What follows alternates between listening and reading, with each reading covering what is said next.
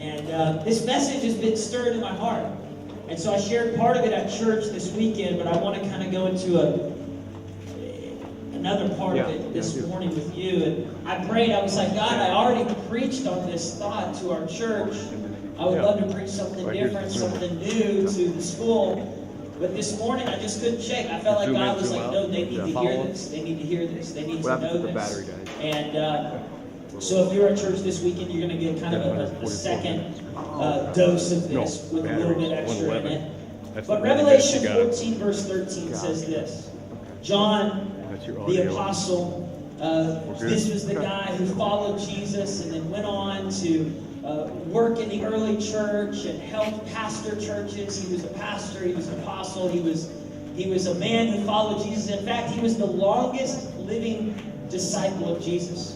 So he outlived Peter. He outlived Matthew and Mark and Luke, and he outlived Judas, but he outlived all these other disciples. But what was so amazing is that John had this revelation. He had been exiled on the island of Patmos.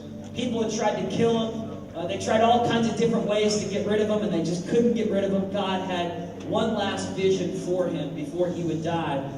And it was a vision of eternity. It was a vision of heaven. It was a vision of what's going to happen after you die. And if you're like me, I'm one of those guys that probably multiple times throughout a year, I am thinking about my life and how it counts for eternity. And so that's just who I am. Even when I was a teenager, I was thinking, am I doing anything that's going to count for eternity? When I was 12 years old, I was reading books. I remember reading this book called The Giver by Lois Lowry. Anybody ever read that book? Yeah. And it's about a little boy named Jonas who starts to see colors, and he's living in a world where everyone only sees gray. And Jonas starts to realize he has a purpose. And so I was always attracted to movies about purpose. I was always attracted to books about significance, living a life that matters. Not just being another high schooler, not just being another middle schooler, not just blending in with the crowd, but trying to live a life that mattered, that counted for something, even at a young age. That's why I loved mission trips and outreaches and helping the poor, because I thought, this is something, if I do something for others that could never pay me back, that right there, that's gonna count for eternity. This is what John said in Revelation 14, verse 13. He said, I heard a voice from heaven say to me, write this down. Blessed are those who die in the Lord from now on. Blessed are those who die who know their God. Yes, says the Spirit, those who know their God when they die, they will rest from their labor, and their actions will follow them into eternity. Every deed that they've done will follow them into eternity. Every time you do something for someone else, that goes with you into eternity. I think about how in this room, all of us have a story. All of us are here today because other people did something for us to get here. Other people helped your parents. Your parents helped you. You stand on the shoulders of people before you years ago that made decisions that would affect your eternity. And so I want to propose something to you that maybe you heard about, and it's called the butterfly effect. And in 1963, a guy named Edward Lorenz made a doctoral thesis that he presented to the New York Academy of Sciences. And Edward Lorenz, he was laughed out of the place. People were like, you're crazy, this is insane, it's preposterous. There's no way that this idea is actually true. But it was interesting. And the idea was this, that a butterfly could flap its wings just once and set molecules in motion that set more molecules in motion that set more molecules in motion, and it would echo around the world, forming a tsunami on the other side of the planet. That somehow the flapping of a butterfly is what started the hurricane, the tsunami that just wiped out entire villages. And people said, no, there's no way that the movement of a butterfly could affect people on the other side of the world. And so it was laughed out of the place, it was kind of dismissed, but years went on and this idea stuck around. People kept talking about it. They made movies about it, books about it. Until the mid-90s, these physics experts came together. And they concluded not only was Edward Lorenz correct about the butterfly flap, but this idea, it's not just a theory. This is a law, like the law of gravity. And it works for every single thing that moves, not just butterflies, but even people. That the slightest move can shift everything on the planet. The slightest thing you do can affect everyone for eternity. And so they made it a law, just like the law of gravity. And here's the name of the law. It's called the law of sensitive dependence on initial conditions. The law of sensitive dependence on initial conditions. Isn't it crazy that the slightest move you make, like the route that you took to drive to school today, the car accident that you should have been in, the situation that happened at your house, the person that your parents married, right? The fact that you were born a male, you were born a female, all of these things matter. They change the world. And the slightest thing, if you were to undo one of those things, it would throw everything off. And every single thing you do, this is what John was saying, every single thing you do, it's going to go with you into eternity. So in 2004, ABC News, they did this thing called Person of the Week. And every week they would honor someone in the world that was doing something for other people. And so they honored this one guy that nobody knew about. His name was Norman Borlaug. And they got done saying his name and sharing all of his accomplishments, and the whole world was like, who is this guy? We've never heard of this guy. And he was 91 years old when they honored him. He just died in the last 8 years. But when they honored him, they said, this is the guy that's credited for the Green Revolution. Because of his agricultural study and application and working with other nations in arid climates, the world was able to save 2 billion people from starvation. That guy right there, Norman Borlaug, is responsible for saving 1/3 of humanity on this planet. That 1/3 of our world can look to this guy and go, thank you, because without his research, without his studying, without his scientific decision-making and agricultural decision-making, those people would have died. And so the whole world was applauding this man, but the reality was, it wasn't just Norman Borlaug that affected 2 billion people. It was the guy before Norman Borlaug that helped make it happen. A guy named Henry Wallace. Everybody say Henry Wallace.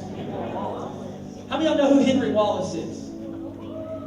Come on, some of y'all been studying some history or going to church this past weekend.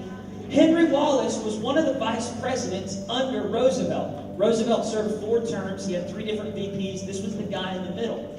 So Henry Wallace was a lousy vice president. People said he did not do that great of a job, but he did one thing really well. With the power he had in his office, and by the way, power is not for control, power is for service. And so he recognized my power in office is to serve my nation, and not just my nation, but to serve the nations of the world. And so if you're from Mexico, you should know about this guy because he helped a whole lot of people in Mexico. Or if you're from Africa, you should know about this guy because he helped save a whole lot of people from starving in certain nations of Africa. Henry Wallace came up with some ideas. And he started a small station down in Mexico whose sole purpose was to hybridize wheat and corn. That was the whole purpose of this station, hybridizing wheat and corn in arid climates. And he hired Norman Borlaug to run the station. And he paid Norman Borlaug money every year just to research and study and figure out ways to help nations who live in really bad climates, how to farm, how to produce food for people that were starving. And because of his work, we shouldn't credit Norman Borlaug. We should credit Henry Wallace for saving 2 billion people's lives. Everybody say the butterfly effect. See, he flapped his wings. And then Norman flapped his wings. 2 billion people were saved. But it wasn't Henry Wallace. It was the guy before Henry Wallace, a guy named George Washington Carver. Raise your hand if you've heard of George Washington Carver. If not, Mr. McNamer, we got to teach these students. We got to teach them some history. George Washington Carver came up with 200 plus different ways to use the peanut. Anybody like peanuts in this room? Come on, roasted peanuts and peanut butter and all kinds of ways to use the peanut. He came up with 80 different ways to use the sweet potato. See, there's no limit to the brain that God's given you. God's given you unlimited potential with your intelligence. The more you learn, and I would just say this, when you graduate school, to the seniors in the room, never stop learning. Never stop learning. Reading books, studying, listening to podcasts, going on YouTube, learning new things, learning new languages, learning how to play different instruments. Never stop. When you stop learning, you stop living. George Washington Carver, till the day he died, just kept on learning, kept on learning, kept on learning, and he changed the world. See, George Washington Carver, when he was 19 years old, went to Iowa State University. Anybody from Iowa in the room today? Come on, McNamer. So George Washington Carver, when he's 19 years old, he's at Iowa State University. Get this, lean in, listen. He has a dairy sciences professor who was a Caucasian man in a very racist, rampantly racist time in our nation. And this Caucasian dairy sciences professor allows his 6-year-old little boy named Henry to go on agricultural expeditions every Saturday afternoon with George Washington Carver. And so Henry would go out with George on Saturdays and Sundays. And George would impart vision to Henry. He'd say, Henry, you could do anything with wheat. You could do anything with corn. You could do anything with farming. You can save people's lives.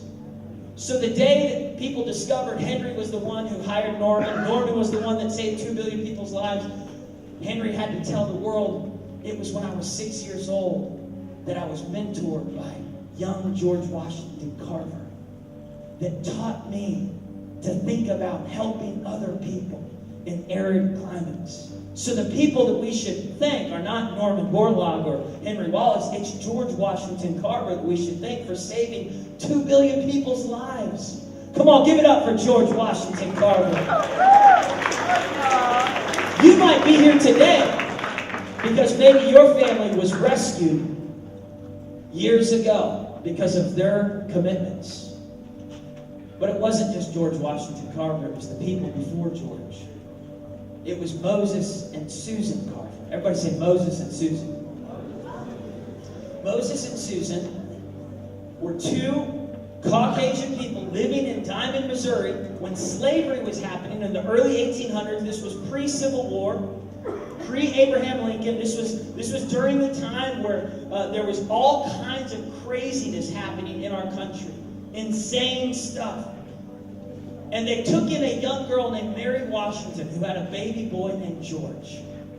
And Moses and Susan, they were helping Mary. They were helping her baby boy. One night, the Ku Klux Klan came through their village, burning down houses and killing people. And they kidnapped Mary along with other women. And when they kidnapped Mary, she was holding her baby boy George. And Moses and Susan couldn't let her go. So they tracked these KKK crazy people through the wilderness, and they tracked on foot as the KKK is riding on horses, and they're following behind into the woods. And this group of men did terrible things to these women. But Moses and Susan, they stumbled across Mary Washington. She was lying there, bloody and dead. And they were heartbroken until they heard the sound of a baby boy. And it was George. And he was naked. And he was tied up in a burlap sack. And he was dying in the cold. When Moses and Susan lifted up George, pulled him out of the bag, they're weeping over him as they're looking at his mother. And they carried him, and every step of the way through the snow, they just spoke over George. You are valuable. You are precious. You're going to do great things one day, George. You're going to save people's lives. And they gave George Washington their last name as well. They named him George Washington Carver. So who saved those 2 billion people's lives? Not Norman, not Henry, not George. It was Moses and Susan. And if we were to keep going back, we could go back before Moses and Susan. But this is the theory that every move you make, the butterfly effect says every move you make, every time you encourage someone, every time you live outside of yourself, it affects the world forever. This weekend, we have a Christmas production coming up. How many of y'all are acting in the Christmas production, helping with the Christmas production? Stand up on your feet if that's you, if you're acting or helping with it. Give a big hand to your classmates. Come on.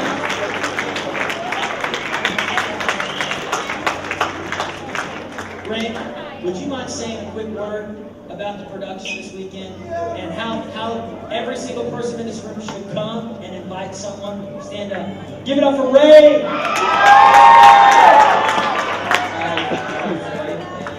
Helping backstage with props, and last year was the first time that I did it, and I've kind of been a part of it for a long time now, and I've never really liked it because it's always been kind of something I've been forced to do. But last year was the first time that I chose to do it, and it really helped me to see the other side of it because it's a volunteer basis, and all these guys, you see them all coming out like from away from their perfect lives and fun lives, to take time away, and it's a lot of time. But to take time away to help other people, and all those people that get saved, even if it's just, one person that might come, you could have a part in helping that, and you could, anybody you invite, it could be their first time or first real time to experience God in a whole new way, and it could be great and change their lives. So come out and invite people and help the kingdom of God. Come on, give it up for Ray! Hey, let me say this. There's a lot of people that would never come to church for a regular church service. But they would come to church for a drama. They would come to church for some sort of a production. And we've seen thousands of people over the years come out and experience the story of Jesus, whether it's at Easter or Christmas. And I know many of you in this room, you have your own churches to go to. And so I just say, man, go to your church and invite people this Christmas to your church. But if you don't, and you go to Victory, or you're thinking about it, come out this weekend, support your fellow classmates that are acting in this production, and don't just come by yourself. I encourage you this week, invite family members. Send a text message out to that crazy uncle that you have, and say, hey, you should come to my Christmas production, right? Invite someone at Quick Trip. Invite someone at Taco Bueno while you're getting your gordito, or whatever they sell, your burrito, and get someone to come. I want you to open your hands up all over this place. Just put your hands out in front of you and open them up. Look at your hands. You see the lines across your hands? Look at your fingertips. You see those lines on your fingertips? You gotta look close. They're there.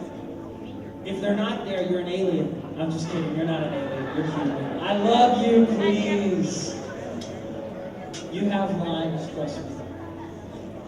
Did you know the lines on your fingers? Listen to this. They are uniquely yours. No one has the lines that you have.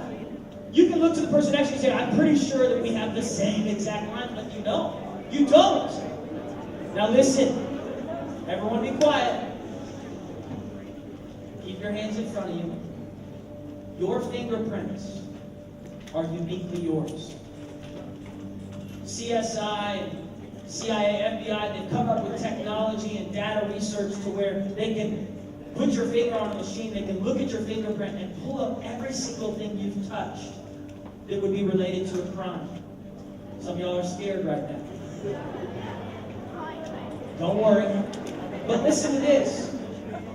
Revelation 14 verse 13 says, every single thing you do, every single person you touch, it's going to be seen in eternity. It goes with you into heaven. So imagine with me one day if you step into heaven and St. Peter, as you're walking through the pearly gates, says, put your finger over here, and you touch a machine, and all these screens pop up in heaven, and they say, this is who you impacted. This is who you helped. This is when you decided to give some of your money to those that were less fortunate than you. This is when you went on a mission trip. The people that you impacted, and not just the people that you touched there, but the people that they touched, and the people that they touched, and the people that they impacted. You saved an entire village for the kingdom of God. See, when you do something for others, it outlives your life, and it goes into the ripple effect, the butterfly effect, and continues to send more molecules in motion. Your fingerprints have an impact on every person's life. I want you to just think about this week doing something for someone else. Maybe you can help us buy Christmas presents for kids this Christmas that can't afford Christmas presents. What would that cost you? $15 buys a good toy for a child this year at the Dream Center. Buys a good toy for a child who's riding the bus this weekend to the Christmas production. Did you know in our state, we are one of the highest states in our nation that has starving children in our state? If you were to look across all the states in the entire United States of America, Oklahoma ranks like in the top 10 of children that are starving, dying. And you're here and you're complaining about Wi-Fi. And you're complaining that you have to do extra homework. These kids just wish they could do homework. There's children that are living in dysfunctional, broken homes in our state right down the street. I mean, you can literally drive 1.5 miles from here, and you would find children that are starving to death. You would find children that don't have a coat this Christmas, and you're complaining because you can't buy the latest new jacket that you want, and you have 10 jackets in your closet. There's children this Christmas in our own state, in our own city, that haven't gotten a new pair of shoes in 10 years. How do you even... You can't wear the shoes that you had when you were 6 years old. Your foot has grown and you're 16 and you've got 16-year-olds trying to fit in shoes that the last pair of shoes they had was when they were 6 years old. I think some of us, we don't realize how much money we have, how much blessings we have, how many clothes we have and pairs of shoes we have. See, every time you buy something for yourself, that stays right here on earth. But when you do something for someone else that can never pay you back, that goes with you into eternity. You know why Rain now makes the decision on his own to serve in the Christmas production? He doesn't have to be forced to do it from his parents. It's because Rain has realized the power of doing something for others that could never pay him back. It's the butterfly effect. He wants his life to count. He wants his life to matter. Man, when you invite someone to church, when you pray for someone on the streets, when you give some money from your own wallet, when you take the money that you rightfully earned from your business, from mowing lawns, from selling stuff online, when you take that money and you say, you know what, this Christmas, I'm going to buy some presents for boys and girls that can't afford it. What you're doing is you're flapping your wings and you're changing someone's life forever. This Christmas is a great time to get outside of your comfort zone. This is what Jesus said in Matthew chapter 5, verse 13, the Message version, if we have that. And if we don't, then I'll read it to you. There it is right there. Jesus says, let me tell you why you're here. This is your purpose. This is your purpose. Matthew 5:13. If you're wondering, why am I here? Am I here to play basketball? Am I here to make art? Am I here to sing? Am I here to play instruments? Am I here to make money? Jesus says, let me tell you why you're here. And by the way, Jesus was talking to non-Christians too. He was talking to people who were surrounding him, searching for significance, searching for purpose. He says, here's why you're here. To all the boys and girls, to all the students, you're here to be salt seasoning that brings out the God flavors of this earth. If you lose your saltiness, how will people taste godliness? You've lost your usefulness, and you will end up in the garbage. Here's another way to put it. You're here to be light, bringing out the God colors in this world. God is not a secret to be kept. When's the last time you talked to someone that you don't know about God? When's the last time you used your social media to invite someone to church?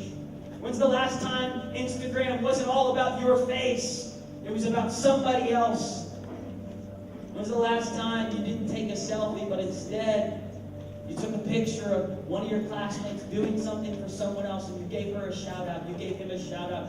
God is not a secret to be kept. Church is not a secret to be kept. Your relationship with Jesus is not a secret to be kept. We're going public with this. Well, I don't really know if this is really Jesus talking. Yes, it is. This is red letters right here. He says as public as a city on a hill. If I make you like arrows, you don't think I'm going to put you under a bucket, do you? I'm putting you on a light stand. Now that I put you there on a hilltop, on a light stand, shine. Keep open house. Keep your hands open. Be generous with your lives. You want your life to count for eternity? Do something for someone else this Christmas. Help somebody else. Be generous by opening your hands to others. You'll prompt people to open their hearts with God. This generous Father in heaven. Everybody say, my purpose is to point others to Jesus. As a Christian, that's your purpose. To know God and to make God known. How many of y'all can look back on people who helped you along the way? And you know their names. Just raise your hand if you can think of someone. Who was it for you? Who helped you along the way? Your parents, what did they do for you?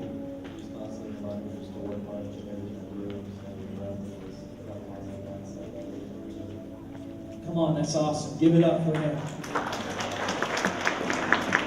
How many of y'all can think about people who did something for you? They helped you. Besides your parents, raise your hand. Who was it for you? There was a student when I was teaching guitar. I thought I was a Christian, but he turned it around, and I saw Christ in him, and it just changed my life. It's awesome. It's awesome. All right, anyone else? Raise your hands. Okay, stand up. I'm coming to you, girl. Give it up for this girl. Come on. What's your name? Hannah? Who helped you along the way?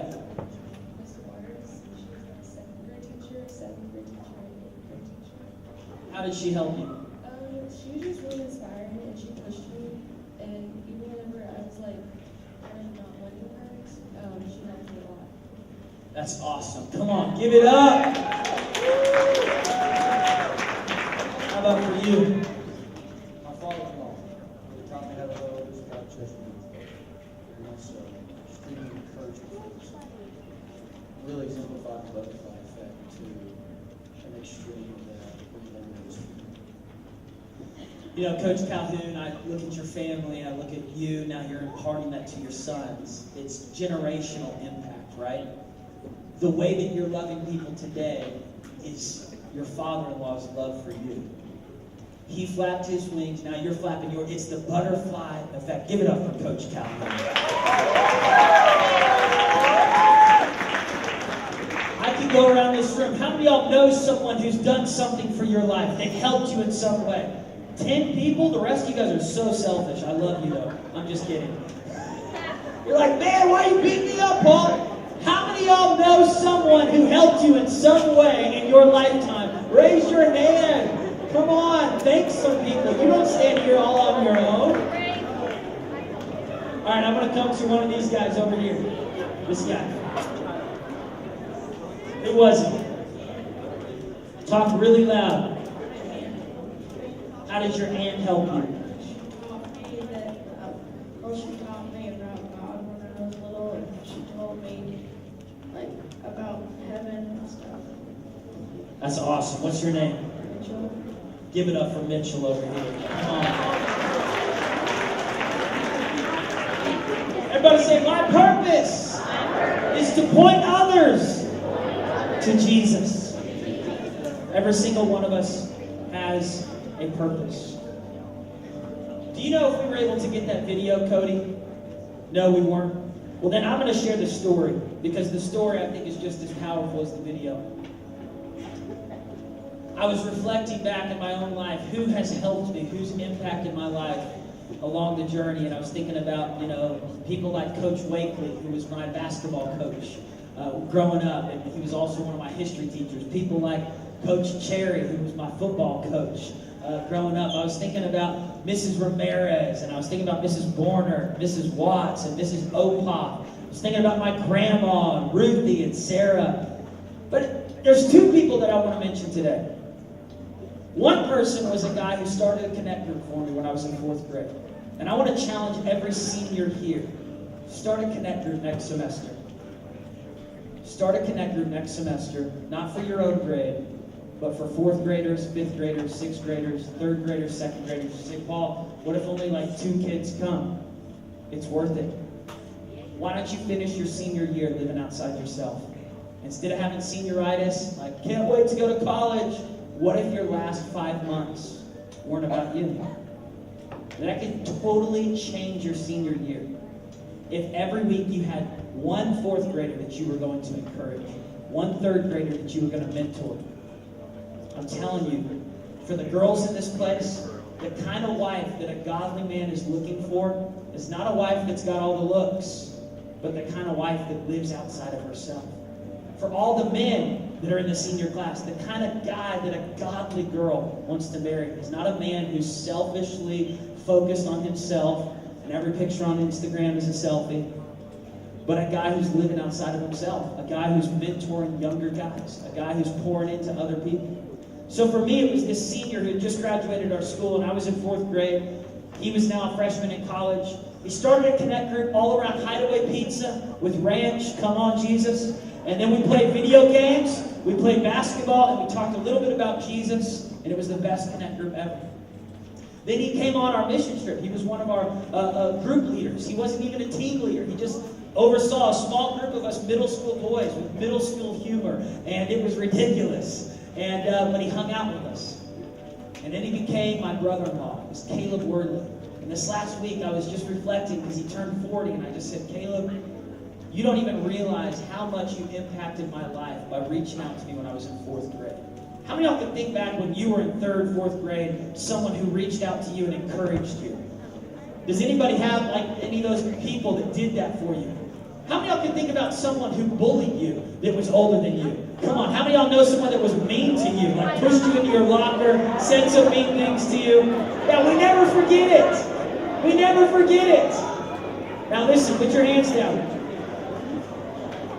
Put your hand. Will you stop talking, guys? I was at the Dream Center just a month ago for their harvest feast, and I ran into this elderly woman who's just weeping and crying. And she said, I grew up in an abusive home with an abusive father. It's amazing. The butterfly effect doesn't just work with people who reach out with love and with hope and with Jesus. It also works in the negative way.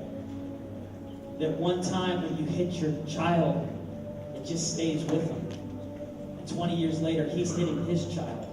And 20 years later, he's hitting his daughter.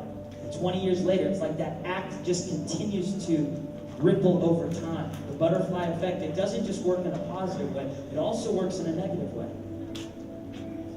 And so, growing up in this home, this mom, she's just crying. She says, I have not been a good mother. And I grew up in a home with a bad mom and a bad dad, meth addicts, abusive parents, cheating on each other, and it's like it's now repeated itself through my life. And man, my heart broke for this woman because she's close to death. I mean, she's literally close to death, but she's at the Dream Center and she says, can God save me? Can God save my family? And here's the amazing thing about God's grace. At any moment in your life, no matter how bad you've missed it, no matter how many bad decisions you made, you can stop in your tracks and start changing the flaps. Instead of butterfly flaps that are affecting people negatively, you can start living your life for eternal value. She's weeping and crying, and that day she gave her life to Jesus. And her family will be better for it. And her children's children will be better for it. Come on, give God praise. You can break the generational curse in your family. And I'll just end with this. The person who made the biggest impact on me was my father. And I was going to show you guys a video. We didn't get it in time, but maybe next semester I'll show it to you because he's the founder. This school would not be here if it wasn't for Billy Joe Doherty. Billy Joe was 18 years old. He was on a football scholarship at Southern Arkansas University. He was playing for the Mule Riders, an incredible football player. And he's getting his gas at a gas station. It's his freshman year, and he's getting his gas at a gas station, and this guy named Jim Davis comes over to Billy Joe Doherty and says, hey, Billy Joe, do you know Jesus? And my dad was like, man, I'm getting gas over here. What are you talking about? And Jim was a real popular guy that was 2 years older than my dad. They had both gone to Magnolia High School, and so my dad respected Jim. He said, Jim, what are you talking about? Jim said, Billy Joe, I don't know why I'm doing this, but I just feel like I'm supposed to pray for you and pray that you'll accept Jesus in your heart. And my dad had been in church, but he wasn't really following Jesus. There's a lot of people that go to church, but they don't really follow Jesus. There's a lot of people that come down to the front during worship, but they're not really following Jesus. And that was my dad. He just didn't really follow Jesus. He didn't care, but he was there. And Jim, in that moment, led Billy Joe Doherty to Christ. Sometimes you get to be the Billy Graham. Sometimes you get to help impact the next Billy Graham. Jim will never know you, but Jim indirectly, his fingerprints are all over this school. Jim will never meet the 1 million people that were saved in St. Petersburg, Russia between 1991 and 1992. But Jim's fingerprints are all over Moscow and St. Petersburg and all the different cities in Russia now where those 1 million people have spread and started churches and Bible schools. It was because of his impact on my dad that I grew up with a dad who loved Jesus and started a Christian school, and started a church, and started a Bible college, and started a dream center. You have no clue what your one act of obedience could do. Not just in that person's life, but in millions of lives that they might impact. I want you to stand your feet all over this place.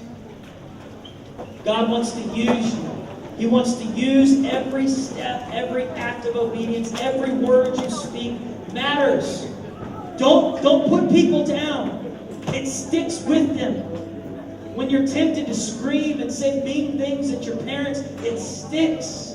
When you're tempted to bully another child, it sticks. It shapes who they are. And just as bad as a butterfly flap, the butterfly effect, it's a negative thing too. It's also a positive thing. And so when you're tempted to say something nice to someone, go ahead and fall into that temptation. Say something nice. Say something kind. When you're tempted to invite someone to church, go ahead. That's a good temptation to fall into. Invite them to church. When you're tempted to start a connect group for other guys, other girls, and maybe just to pull people together, just to hang out, just to pray, just to have a worship service at your house, go ahead and do it. Because you might just be shaping someone's destiny who can end up saving millions of lives for eternity. You might not be the next Billy Graham, but you might impact the next Billy Graham. You might not be the next Billy Joe Doherty, but you might impact the next Billy Joe. He might be right on your road. She might be right on your road. The next Joyce Myers, the next Mother Teresa could be in this room. The next person that's going to start a company that's going to fund millions of dollars for missions. I want you to bow your heads and close your eyes.